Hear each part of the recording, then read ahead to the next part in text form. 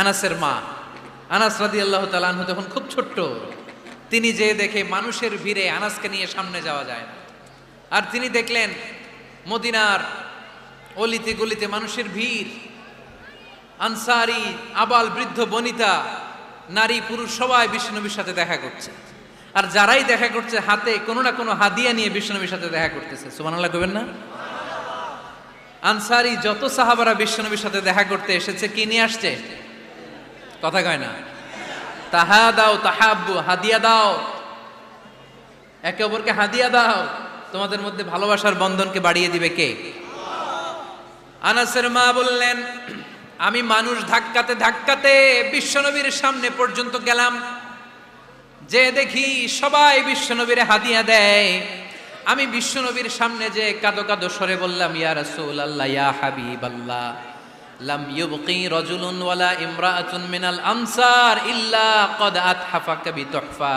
ও নবী, আমি দেখতে পেয়েছি আনসারী এমন কোন নারী নাই, এমন কোন পুরুষ নাই যে আপনাকে আপনার হাতে কোনো না কোনো হাদিয়া দেয় নাই। ওয়া ইন্নী লা আকদিরু আলা যালিকা মা উতহিফুকা বি। কিন্তু ইয়া রাসূলুল্লাহ, ইয়া হাবিবাল্লাহ, আমার কাছে তো কোনো টাকা নাই,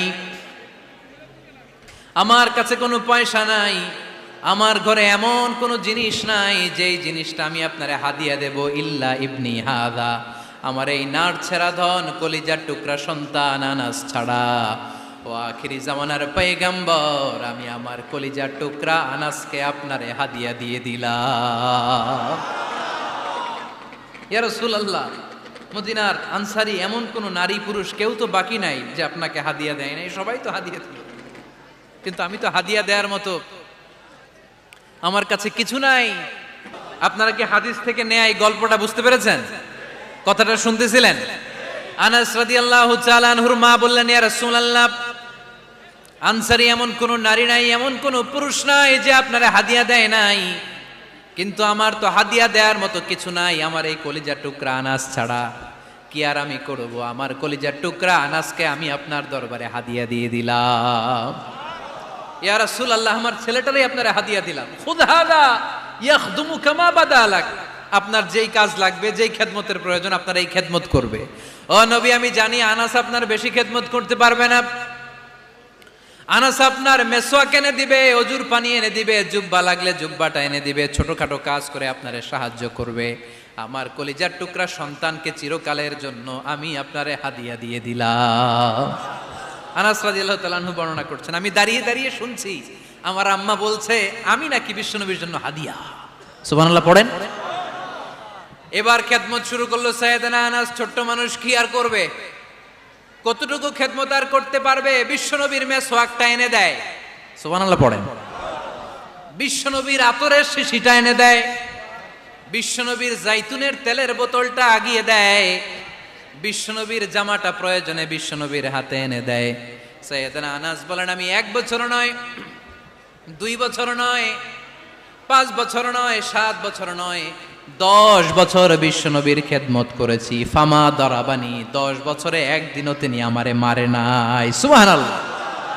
একদিন আমার গায়ে হাত তোলে নাই, হাত তোলা তো দূরের কথা, ওয়ালা সাব্বানি, কোনোদিন গালি দেয় নাই, ওয়ালা আবাসা আলা ওয়াজহি, কখনো বিরক্তি স্বরে ভ্রু কুচকে আমার দিকে বিশ্বনবী কোনোদিন তাকায় নাই। সুবহানাল্লাহ পড়েন। কোনোদিন আমার গায়ে হাত তোলে নাই। আরে হাত তোলা তো দূরের কথা, আমাকে ধমকি পর্যন্ত দেয় নাই। ধমকি দেয়া তো দূরের কথা, আমরা অনেক সময় বিরক্ত হয়ে ভ্রু কুচকাই না, এরকম বিরক্তি হলে আমরা কারোর প্রতি বিরক্ত হলে কি হয়? কপাল ভ্রু কুচকে ওঠে, ঠিক কিনা? সাইয়েদনা আনাস বললেন, কোনোদিন মারে নাই। খাদেম বলতেছে, খাদেম, বড় সাহেবের রিপোর্ট কার থেকে নিতে হয়? হয় খাদেম, নয় দারোয়ান, নয় ঘরের কাজের মেয়ে, তা না হলে ড্রাইভার। বিশ্বনবীর খাদেম বিশ্বনবীর ব্যাপারে কি কমেন্ট করছে? মা সাব্বানি ওয়ালা জারাবানি ওয়ালা আবাসা ফি ওয়াজহি, এই 10 বছরের খেদমতের জিন্দেগিতে কোনোদিন বিশ্বনবী আমারে মারে নাই, গায়ে হাত তুলে নাই। আরে হাত তোলা তো দূরের কথা, একটা ধমকও দেয় নাই। আরে ধমক দেয়া তো দূরের কথা, বিরক্তির সুরে ভ্রু কুচকে আমার দিকে কখনো তিনি তাকায় নাই। চিল্লায় বলো সুবহানাল্লাহ। আর আজকে মাইক পেলে মানবতা, মানবাধিকারের কর্মী কি সুন্দর কথা বলে, উইমেন রাইটস এর কথা বলে, শিশু শ্রম নিয়ে কথা বলে, আর বাড়িতে কাজের মেয়ের গায়ের মধ্যে খুন্তি, গরম খুন্তি পিঠের মধ্যে লাগিয়ে পিঠ ঝলসিয়ে দেয়, এরকম আছে না নাই?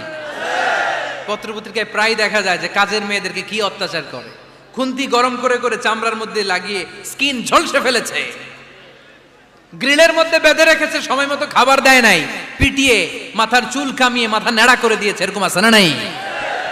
এরা মানবাধিকারের ঠিকাদার, এরা মানবাধিকারের কথা বলে। আর বিশ্বনবী সাল্লাল্লাহু আলাইহি ইসলামের খাদেম বিশ্বনবীর ব্যাপারে বলেছে, কোনোদিন মায়ের তো দূরের কথা, হাত তোলা তো দূরের কথা, আরে ধমক দেওয়া তো দূরের কথা, বিরক্তির চেহারা নিয়েও কোনোদিন বিশ্বনবী আমার দিকে তাকায় নাই। চিল্লায় পড়েন সুবহানাল্লাহ।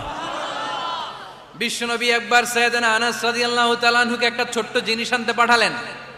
সাইয়েদনা আনাস রাদিয়াল্লাহু তাআলা আনহু জিনিসটা আনতে যে মদিনার অলিতে গলিতে বাচ্চাদের খেলা দেখে জিনিস আনতে ভুলে খেলায় দাঁড়িয়ে গেলেন। ছোট মানুষ, ছোট্ট একটা বাচ্চা যদি আমার সাথে নেই, সে কি আমার প্রয়োজন বুঝবে?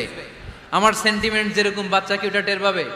ছোট্ট আনাসকে বললেন, আমার জুব্বা নিয়ে আসো।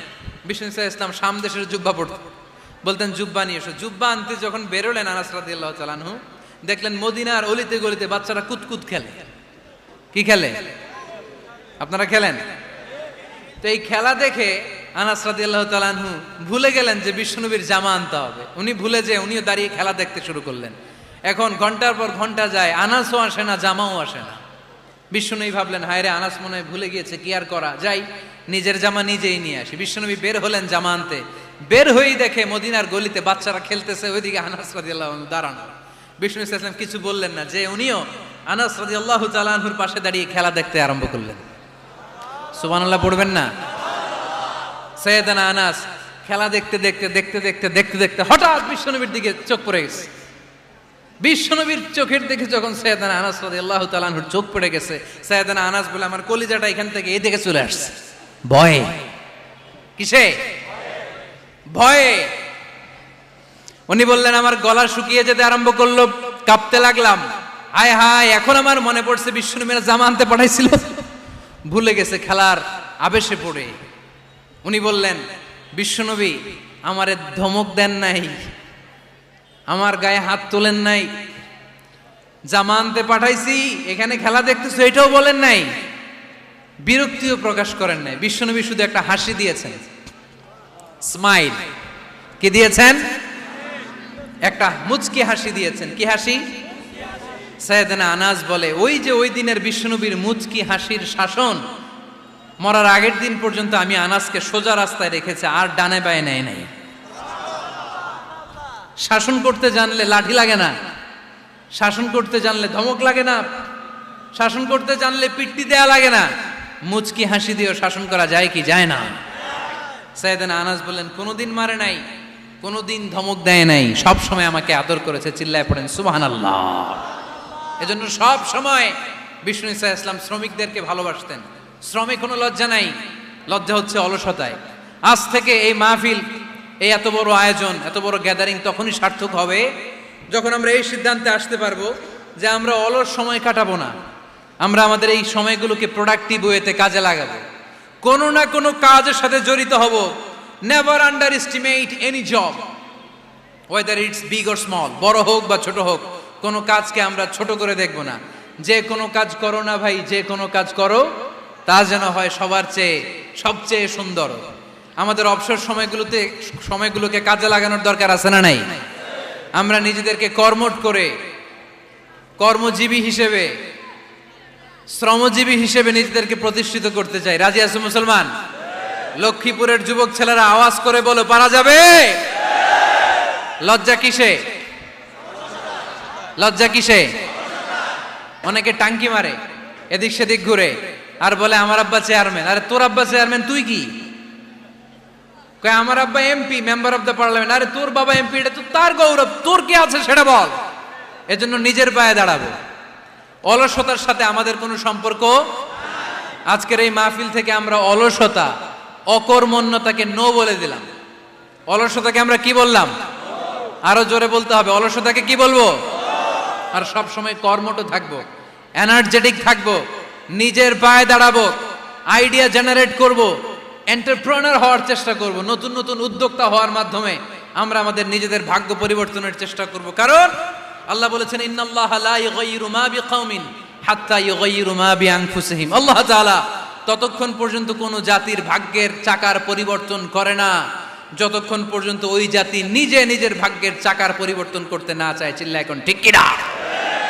লাকাদ খালাকনা, একটা বাবার স্পার্মের মধ্যে 2 কোটি যদি শুক্রাণু না থেকে সেখান থেকে সন্তান হয় না, তার মানে এই 2 কোটি শুক্রাণুর মধ্য থেকে আপনি একজন সফল মানুষ, যিনি বাকি 2 কোটির মধ্য থেকে সব শুক্রাণুগুলোকে হারিয়ে আপনি সফল হতে পেরেছেন।